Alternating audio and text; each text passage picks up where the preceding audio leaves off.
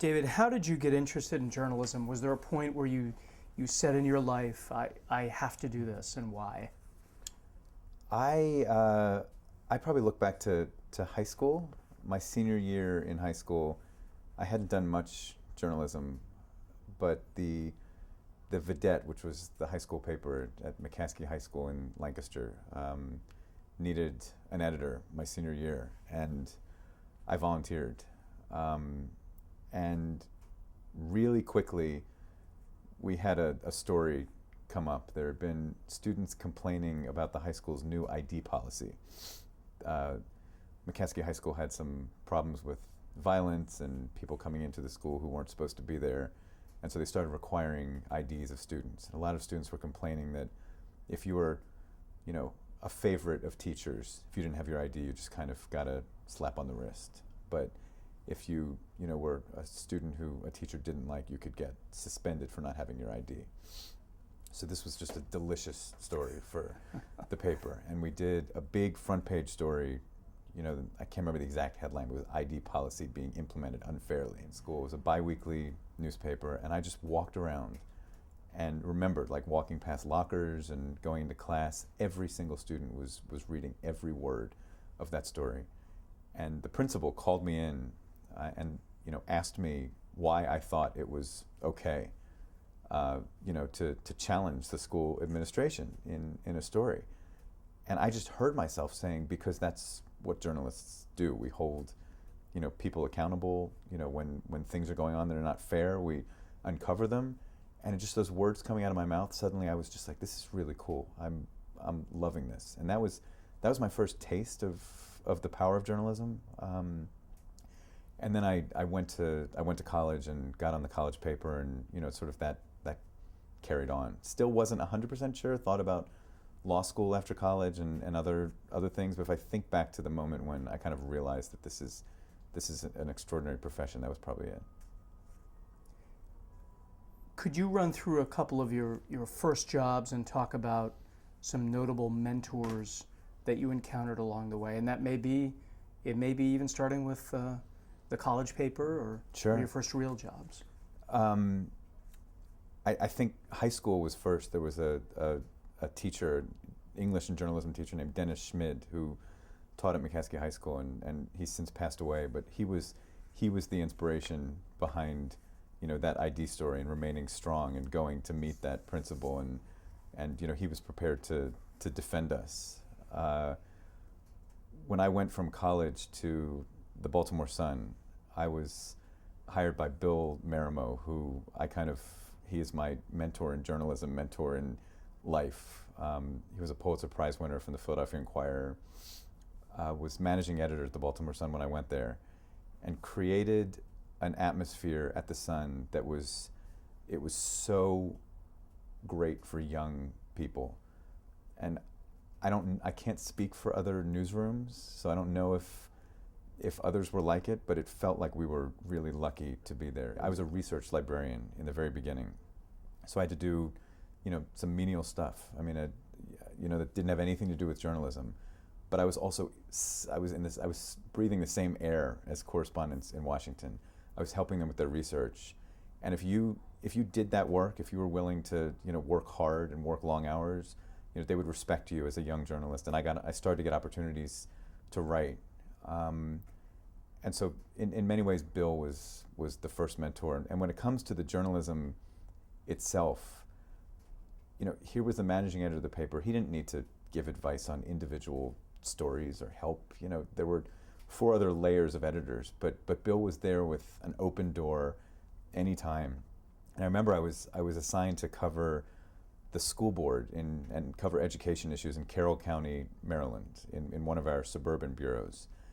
And I was struggling because it was a school system that was really in trouble. There were allegations of corruption, school construction money looked like it was ending up in the wrong pockets.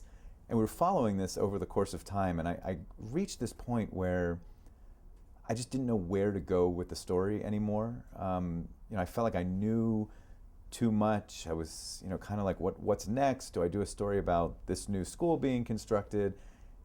And I went to see Bill. Door was open, and I said, where do I go with this? And he said, I think you should call the school board president and ask him one question. What are the 5 things that you're proud of that the school system has accomplished over the last year? And I said, well, Bill, what's that? I mean, I know there's a lot of other details I could be following here. He's like, you have to keep things in perspective. Sometimes you know too much about a story, and you have to step back and, ask the simple question. And I called the school board president, Gary Bauer, and I said, can I meet with you? And I went to meet with him. I said, Gary, can I ask just one question? And I said, what are the 5 things that you are proud of that you've accomplished as a school system? And he tripped over himself. He couldn't think of anything that was that great. None of it had to do with helping kids. And it was one of the most revealing interviews and shortest interviews that I've ever done. I felt like I was back in control of the narrative and telling the story of the school system in a way that parents would be interested in, that they could connect to. And that was just one of the examples of Bill. He was a top editor at a huge paper. He didn't have to give time, attention to the youngest reporters, but he was ready to give advice like that at any moment of any day. And as it turned out, some of the best advice was just one little piece of advice that you took and ran with it. Yeah, absolutely. Which of your many accomplishments are you most proud of, and why? That's a tough question. I did a road trip in 2009 during the first 100 days of President Obama's time in office. And we decided that this was a moment, a new president, the country was deep in recession, and I was at NPR, and we just felt like we weren't out there listening enough to people, and decided that the best way to hear what the country was saying and understand the impact of the recession on communities and people's lives was just to be out there full time, not parachute in, but just go. And so we designed this trip called the 100 Days Road Trip. And I traveled from the northern tip of Michigan down to Miami, and then from New York to San Francisco. Just me, just a rented SUV, a recorder, a laptop, a ton of coffee. And, it just felt like we were doing something important and unique in this day, and really listening and taking the time to listen. And I was telling stories I never would have expected. It wasn't me lecturing our listeners about why this recession is troubling, why it's news. It was letting the stories come to me and to us as I was traveling. I was really proud of that. And I got a ton of help. I can't take credit for that project. There were a lot of hands in it, but it felt like I look back on that with something, it was journalism I was really proud of. That's great. When it comes to the academic training that journalists get today, what do you think's been gained most by that? And contrast that with if you think we're losing anything these days in the academic training they're receiving. I'll answer that this way. I think the biggest challenge is to train young journalists for this new time. You can't expect to get a job in a newspaper coming out of college or out of a journalism school. But there are a lot of other opportunities out there in online media. We have a social media editor. There are jobs in journalism that never existed 10, 15 years ago. So I think one of the big challenges is making sure that students are being trained in all of these new fields, so they don't come out and just have the training to go to a newspaper job, and if they don't get that newspaper job, they're sort of lost. But at the same time, it's training young, up-and-coming journalists for the new world, while still respecting all the fundamentals that have been so integral to this profession, and it was why I fell in love with this profession. It's realizing that you have the power to hold people accountable. Knowing that you have to be fair and accurate, knowing that you can't print or go with a story until you are confident that you have everything right 100%. And those fundamentals are no less important today than they were 10, 15, 20 years ago. And the temptation, to send a tweet because you're sitting there on your iPhone. As a journalist, it's huge. It's really tempting to say, well, I have this observation about this, and I'm going to send it out. It's still your name, it's still your news organization, it's still your reputation. And even though it's 110 words, 110 characters in a tweet, it's as important as ever to understand the responsibility you have. And so that's the right balance. And at Penn State, hearing from the dean about a class on traditions and principles makes me really happy, because I feel like that's the component that needs to still be taught, while also preparing young people for the reality of this crazy new world. And I think we'll talk a little bit more about social media as we go on here and the ethics part of it. As you probably know by now, at Penn State we require our journalism students to take an ethics class. How did young reporters develop their ethics awareness in the days before such formal training? It was in many ways, and I took sort of a different route, because I didn't go to journalism school, and I went to a university that didn't have a journalism program. So it was really taught, as I went along. And I can remember moments when Dennis Schmidt, my high school teacher, and telling me that we couldn't go with this story about IDs until we asked the administration, for a response. And being balanced, being fair, getting both sides. And then, in college, I got a taste of politics. And when I was on the Harvard Crimson, we would cover the New Hampshire primaries. And, I was a sophomore doing that. And the seniors, would teach me about balance and teach me about, taking your own political bias, other biases out of your reporting altogether. So it was really, learning on the fly in many ways, and being mentored by other people in the newsroom. And I can't say that one is better than the other, having formal ethics training versus learning in the newsroom.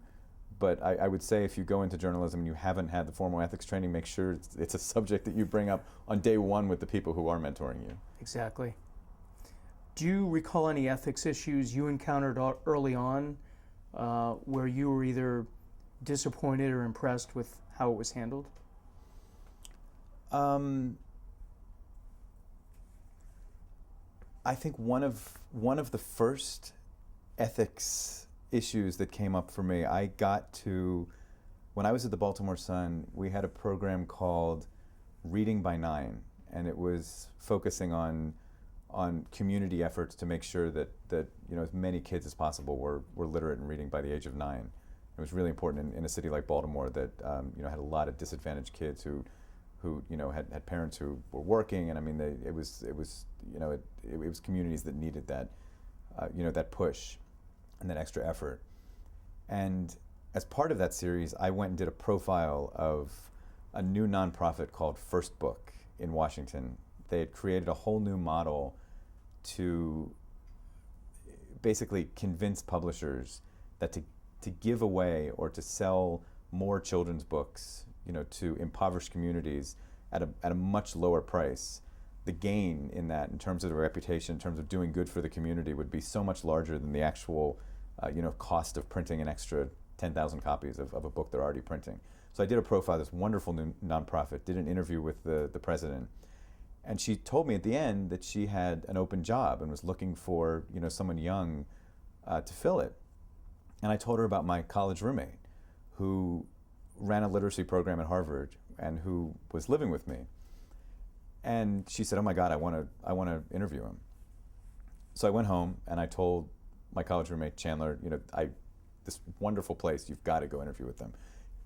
Convinced him it sounded like a wonderful opportunity. He went and interviewed. My story hadn't run yet, and it suddenly occurred to me. I remember, oh my God, something is potentially wrong here. I'm doing a profile of an organization where at the end of the interview, the president was using the interview and my news gathering to try and hire my college roommate, or I was using the moment to try and get my college roommate a job. So I remember going to a number of editors and just being completely transparent about the situation and asking, how best to handle it. And we talked about it a lot, and I was happy, I was impressed, because my fears made sense to them. They thought about them. They read the story, vetted it, made sure that that they could honestly say that this was a news gathering experience and a fair profile that had nothing to do with my college roommate doing a job interview. But going through that was really important. A second ethical issue that came up, and this is kind of fascinating. When I covered the White House, we would travel all over the place. And there's a system in place that when news organizations are covering campaigns or doing travel with the White House, you're eating food provided, by the airline that the White House has arranged. You're staying in hotels that, they've arranged. You're flying on flights that the campaign or the White House is paying for.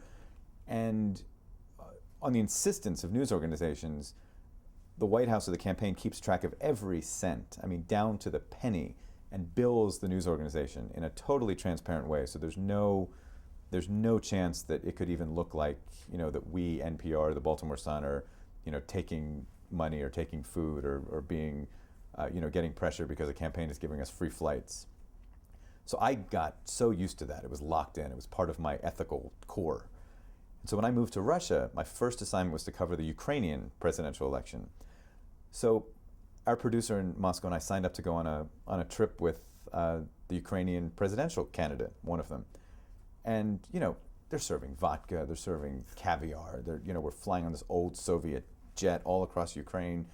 Not even a jet, it was a prop plane, actually. I thought I wasn't going to make it home alive. But so at the end of the day, I said to Sergei, our Moscow producer, how do we handle the billing for this? And he said, what are you talking about, billing? I said, well, we have to reimburse the campaign for all. He's like, David, that's not the way things work here. I was like, well, it's the way I work, so can we figure this out? So we went to the campaign, they said, there's no, we just do this. We bring reporters along, it's fine, don't worry about it. So I'm kind of freaking out. I'm like, okay, so I found some reporters from the Associated Press, Reuters, who were there, international press, and I said, when your colleagues and I do this in Washington, we reimburse the campaign, and they said, well, it's not the way it works here. And I remember I figured out I just needed some documentation of paying for this, and so I gave cash to an airline employee, and I had them sign my ticket and say that I had given this cash, and who knows if it reached the right place. I hope it did. It might have ended up in her pocket, but I wanted to put something in my expense report showing that NPR money was spent for this travel. There was some type of payment. There was some type of payment, so.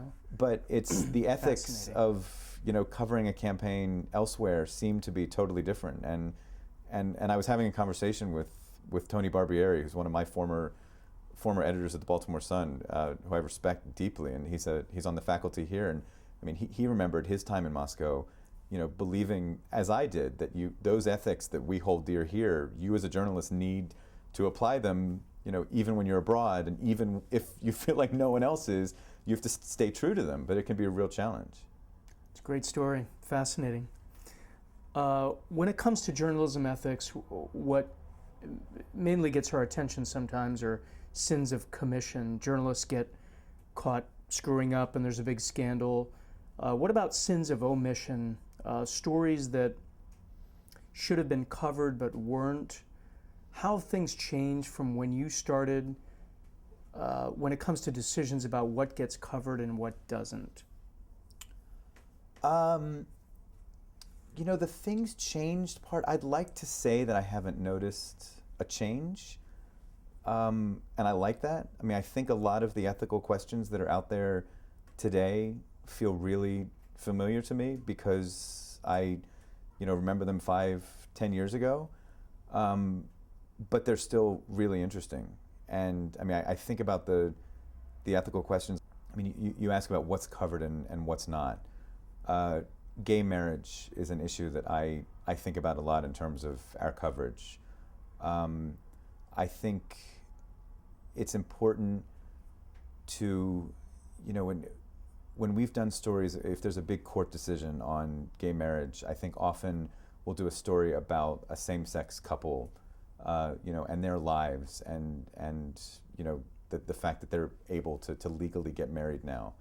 I think that sometimes that story is next to, stories about the angry people on the other side who don't believe in gay marriage. And I think we could do a better job of trying to personalize both sides in the same way and being open to telling human stories on both sides of an issue and not getting caught in sort of a rut of one side there's a personal side and the other side is angry. And I think that's a tremendous challenge, and it's hard to know when you're getting it just right.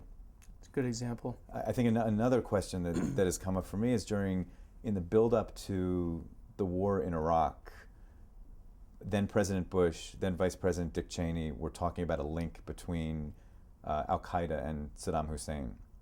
So I went and did a story interviewing voters and people around Pittsburgh, and found this link. If you believed that that Saddam Hussein had a connection to Al-Qaeda, you were much more likely to support a war in Iraq. And went through in that story, had interviews with people, talked about what Cheney had said, what Bush had said, what was backed up by fact, what seemed to be just hints that they were giving, and ran that story. And over the course of coming weeks, so many people would criticize the White House press corps and the Washington press corps, saying, you're not doing enough to show, to demonstrate that this is a lie. And they wanted more coverage. They wanted more stories about that. And my answer would always be, you know what?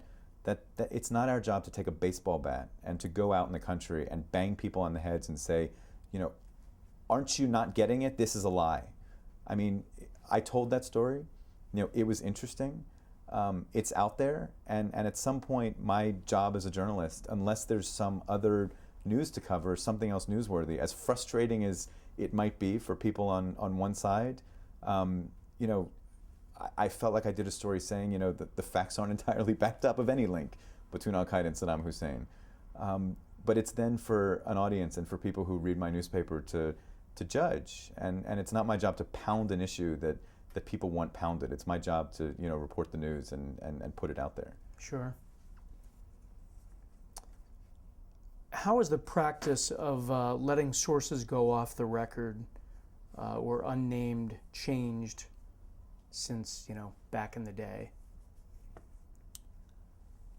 I don't know if it has. It's always been kind of an interesting question that seems to be the discretion of each news organization and really specific, case specific. We have an editor who deals with those questions, and I respect him a lot. And I think, I've had several cases where, I would sit down with him, a producer, an editor from our show, and him. He's one of our deputy managing editors, and kind of talk through how to handle a certain case. And I think it's a matter of, did we diligently try to get this person to use his or her name? Is there a reason that he or she is not using the name? And do we fully explain that to our listeners as to why he or she is not using their name? And I think it's a tough consideration each time, and I don't know if there's a right answer. Do you think things were much different from an ethical standpoint between, say, small newspapers, for example, or a small TV station, and larger big city newspapers or large market TV stations? You think there's much of a difference there? I hope not, and I don't think there should be. I mean, I think this is we're all in the same profession, and while there can be shades of gray in ethical discussions, and while every news organization won't always come up with the same answer, I think the overall principles and guidelines that we're living by should be no different for everyone.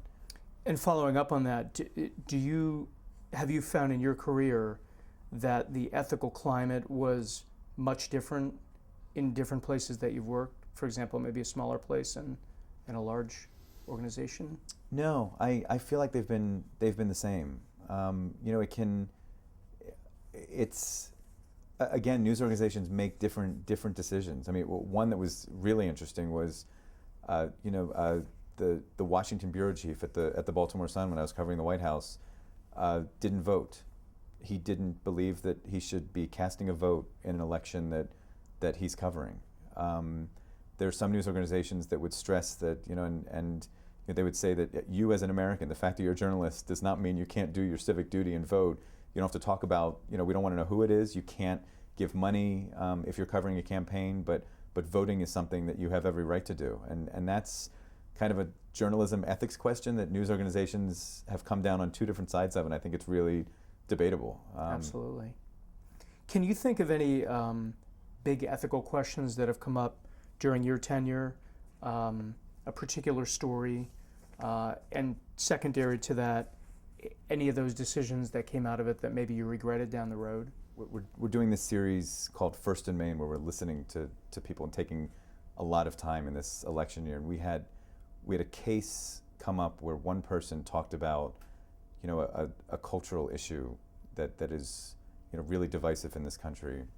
We talked about it with her for a while, and she called us back a few days later and said that she didn't want that part of the interview to air. And we sat down for a long meeting with one of our editors, and a lot of the questions were really interesting.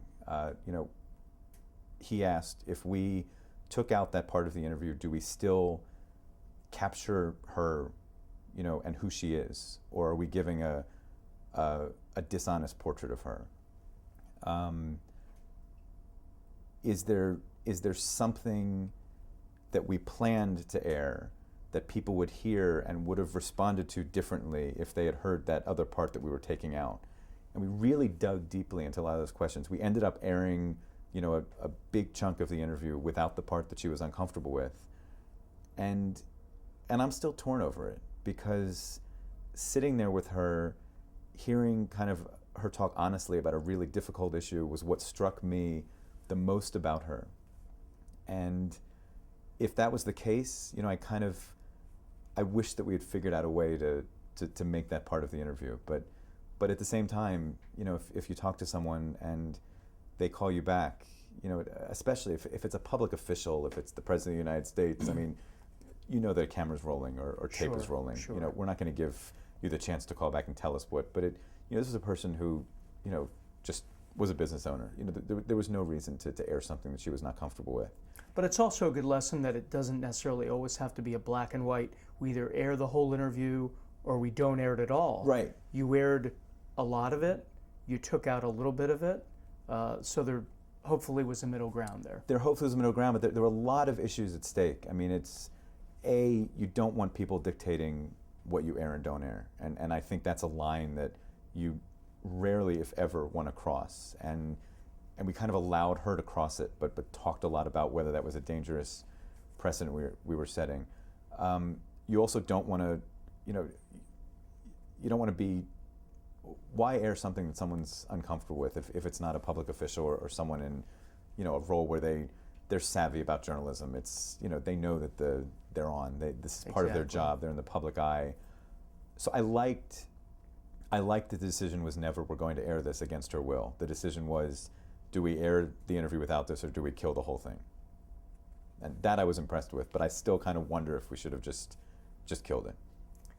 Like you say, I mean, there's not necessarily an absolute right or wrong. Yeah, that's exactly there really right. Isn't. Can you think of anything specific that your mentor or mentors taught you about ethical journalism? Or do we go back to sort of the way you answered the last question, where it's asking those probing kinds of questions that make you think as a journalist about your story? Yeah, well, I learned something being here at Penn State. Tony Barbieri, who's on the faculty here, was a former editor. When I gave the talk, I described a story I told in 2008 about two women who met Hillary Clinton and Barack Obama on the campaign trail. I was really interested in profiling both of them because it was these moments where real life intersects with politics. And in the course of profiling these two women, I found out that one of them, who was a server at a diner in Iowa, did not get a tip from Hillary Clinton, even though Clinton, got food from her, talked about her story on the campaign trail as she went forward as an example of understanding, Americans who are struggling and struggling financially. And my editor and I decided, before that story aired that we didn't have to call the Clinton campaign. And we talked a lot about it. This is not a gotcha story. This is not going to be a headline, Hillary Clinton leaves no tip. I mean, obviously, if that had been the thrust of the story, I would have called the campaign in 2 seconds. This was a story about two women as a profile, and the fact that she didn't get a tip came up, in my conversation with her as sort of in answer to a question about, does Hillary Clinton understand you?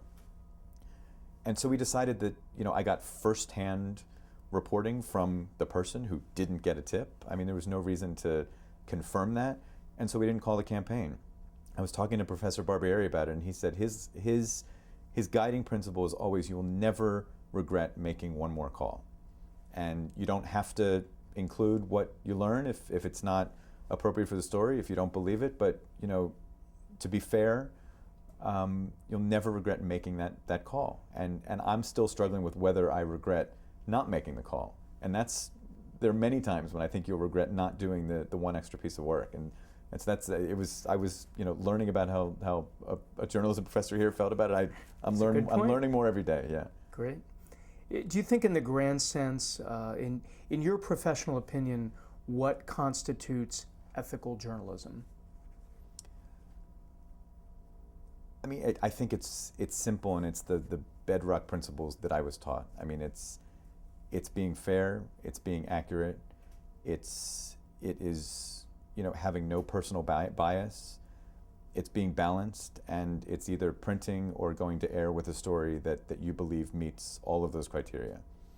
And as I said when I spoke here, I think that a tweet should be held to those same standards. And you can apply that to feature stories, to news stories, to profiles, to breaking news. I mean, it just, you have to, or else we're losing kind of the soul in this profession. You led in perfectly to the next question here, which really is, what changes you've seen in journalism during your career. And let's talk about that for a minute, particularly social media, and how you think that is already changing the way we as journalists do things and where it might be headed. Yeah, the big question that I have is how does social media and how does something like Twitter fit into the demands that especially the younger generation is making right now? I mean, is Twitter how they want to get their news? And I don't know the answer to that. I mean, I watch a lot of people on the campaign now, and I think back to 2008, 2004 campaigns I covered. I would spend the time that I wasn't writing a story or recording a piece or doing interviews, I was, sitting down having, coffee or a drink with a campaign staffer, trying to learn as much as I could. I was sitting down with other journalism colleagues, kind of talking about the next day. And I was breathing and relaxing for a few minutes, which I thought was important, and I was thinking about my story for the next day. Now it feels like every free second, a lot of my colleagues are sending tweets or posting on Facebook, and it's an amazing opportunity to stay in touch with, our audience. And watching my colleagues find the balance and do that in a really responsible way. I mean, I'm enamored by the number of followers that a lot of my colleagues have, and I mean, they clearly have found a new way to get news to people and reach people and engage with our listeners, which is wonderful. I just can't figure out, that the effort that they're making and that I'm making in social media, to what end? And I think that's the big looming question right now. Is this what people who are 17, 18, 19, 20, is this the way they want to get their news in the coming years? Is this a fad right now? If this is the way that people want to get their news, it's in smaller chunks, it's in 140 characters instead of long stories. So how do we respond to that demand in some responsible way that makes sure that we're not just throwing out the news in little tidbits, that it actually still is meaningful and has depth? And so I don't know the answer, but I just know that comparing this campaign to sometime like 2008, it's amazing. And I'll ask your opinion on this. I mean, in many ways, people and research has showed this, consumers of news are, last thing they do before they go to bed is they check their phone. First thing they do when they get up, they check their phone. And that can be their emails, their Facebook, and Twitter to see what's, did anything blow up overnight?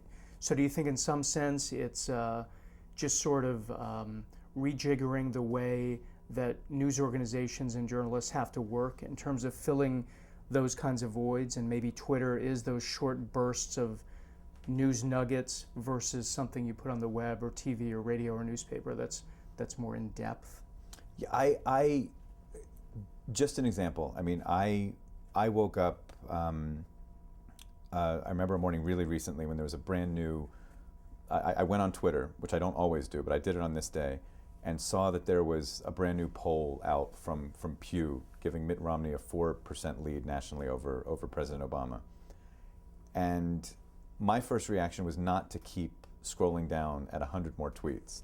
I clicked on the link to a New York Times blog and spent 10 minutes reading, this great piece that dug into that poll, put it in perspective, also brought up swing state polls, other national polls, and I left that really fulfilled. And here was what I considered a great Twitter experience. Now, to me, if that's what's going on, I get it. This is a way to blast out, stuff that we do, or news organizations to blast out what they're doing, for friends to tell others, like, this is what's interesting me. It's like a conversation online, which I think is wonderful. I think if people are waking up and going through 100 tweets and reading them and feeling like they've gotten a full picture of the news, more power to them. But I think that would make me start to wonder, how we shift how we're providing content if that's the demand that's out there. And I'm not sure anyone's answered this question yet. I don't know if even people on Twitter really totally get what they want from it yet. I think we're all kind of learning as we go along. I think you're right. What moral philosophy do you use to guide your own decision-making process? I think it goes back to many of the things I said. I mean, if I'm going into a story, no matter what kind of story it is, I have to tell the truth and be accurate and get it right and tell a story that's fair and balanced. And that's my overall guiding principle. Now, the way it plays out, I mean, depending on the type of story, it'll lead to to more follow-up questions that I'm asking in my mind. Oftentimes when I'm doing political stories, when I was covering the White House, I would do a story about President Bush that day, and as I was getting ready to put the story to bed, I would often think about, if I have a listener who is a huge George W. Bush fan, what are they going to say about the story? And if I have someone who despises, President George W. Bush, what are they going to say about the story? And that was one way to think about, have I been fair to everyone involved? Could their criticism be loud, boisterous, mean? Absolutely. But just kind of thinking that through ahead of time was one way to really dig at the balance question to me. And I think it's always helpful to use your principles and kind of ask yourself questions as you're getting ready to put something out there. Do you think it's important for a news organization to have an ethical mission statement or a credo? And should formal ethics training be provided for your staff?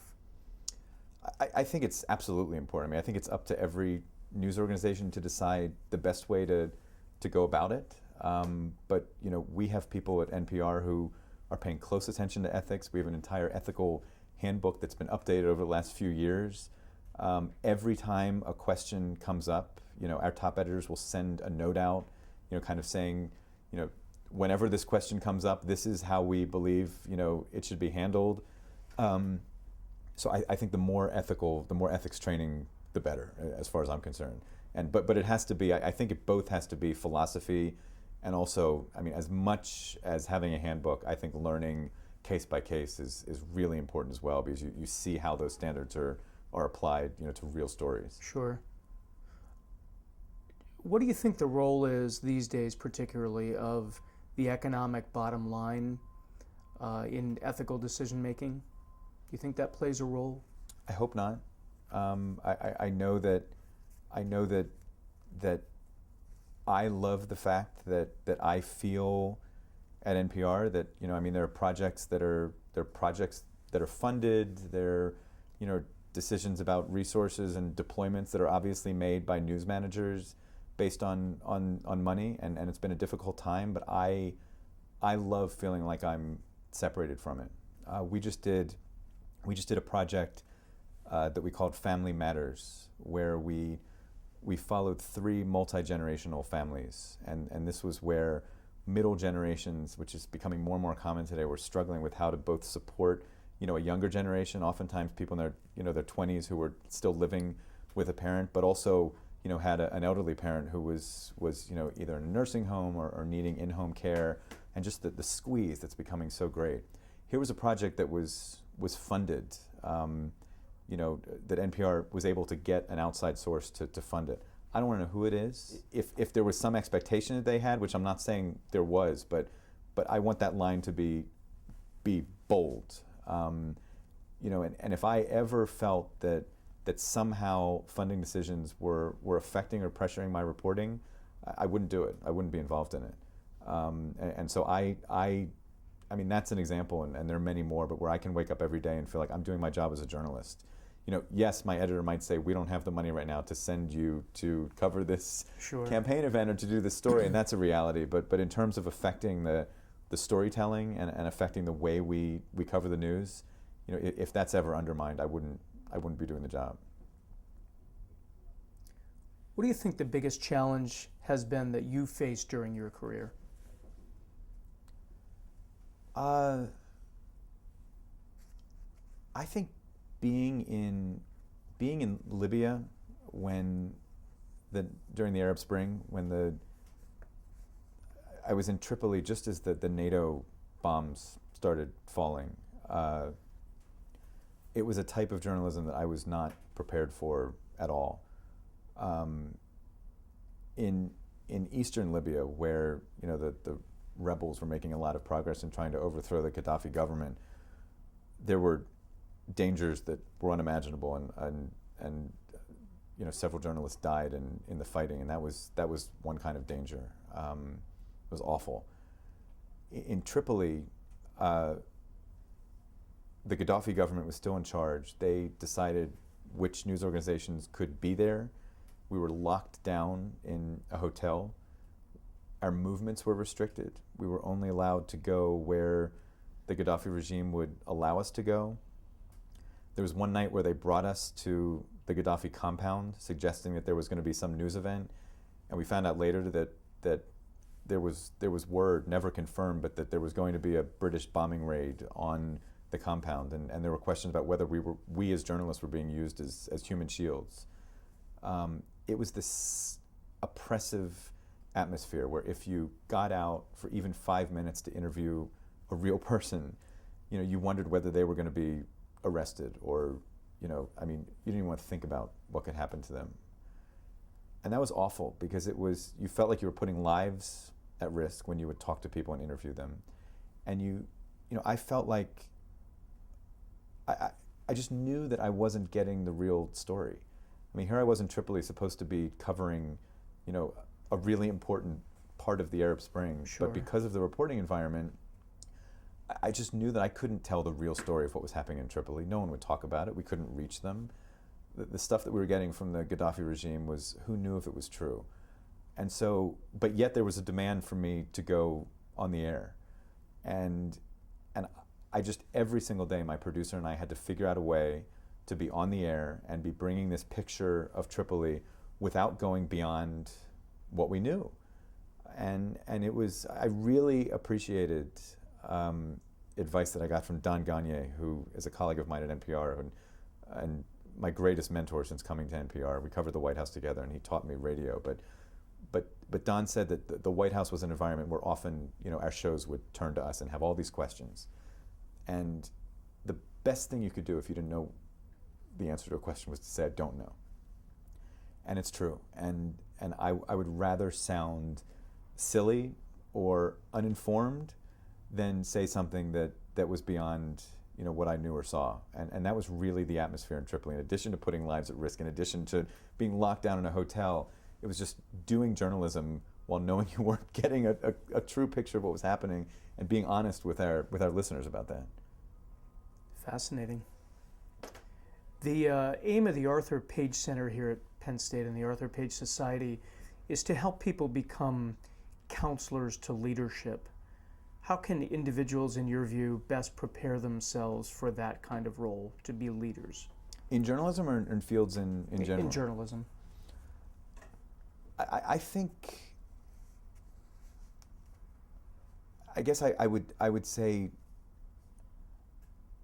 a couple things. I think journalism is a field where it is a constant learning process, and the best environments in a newsroom, whatever form of journalism, is where it's a true learning experience from veterans, mentoring young people who are coming in.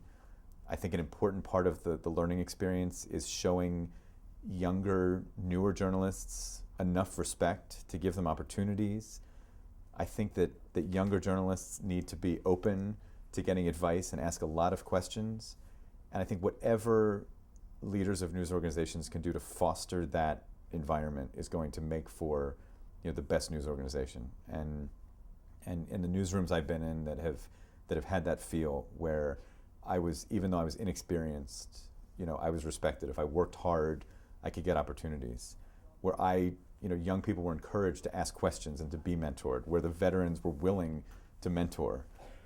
If you can foster that environment, I think it makes for a great place to work. Journalists tend to be wary of the term public relations, but is there a public relations dimension to journalism, in the sense that you have to be conscious of how your decisions are going to be perceived by the public? I think news organizations have an audience, and we have a reputation to uphold.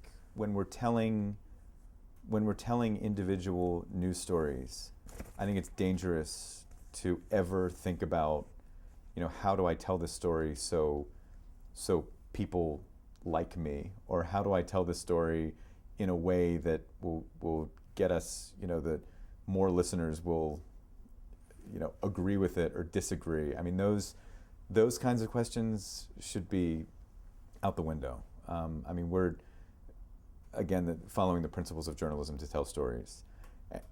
I do think we should be cognizant of, our reputation, but the way to build a reputation is to tell the truth and, to be trusted, that you're going to report fairly and accurately. And so I pride myself on stories that have generated, a lot of criticism from our listeners, when I knew that it was something, where I was telling a fair story, an important story. I pride myself on not worrying about, are people going to agree with this or not when they hear it or read it, if I know that I'm telling a fair story, an important story, and an accurate story. And I think that when we do those things, when we tell the truth and tell accurate stories, that's what will build our reputation in the long run. And that's why I want my news organization to be trusted and respected for those reasons. I don't want to worry about whether or not people agree with the stories that we're doing. Just a few more questions for you. What do you think the greatest challenges are facing newsroom managers today, and how can we best meet those challenges? You're seeing you're seeing newspapers that are having to make incredibly unimaginable decisions about firing staff and losing reporters, or do I want to lose reporters or lose copy editors, or cut back my paper from 7 days to 3 days. Those are, I can't even imagine being facing those decisions. I was in Moscow and was living in a building that 15, 20 years ago was full of foreign journalists, foreign news bureaus. and now it's maybe 30 or 40% news bureaus, and the rest are Russian businesses, barbershops, modeling agencies, nail salons that have moved in. And that's because you have newspapers trying to cover foreign news with no longer the ability to have people in those places. And I just that's really, really sad, and I think difficult to confront. I'm so lucky to be at a place where we there have been tight financial times, but feel like that we've been able to, we can be covering this presidential campaign the way we want to.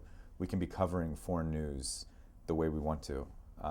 And I'm really lucky to be a place where news managers haven't had to make those really tough decisions that I think a lot of newspapers that I've respected for years, have had to start making. The Arthur Page Center here at Penn State is committed to fostering integrity to public communications. Could you suggest a few ways a program like this could be even more effective?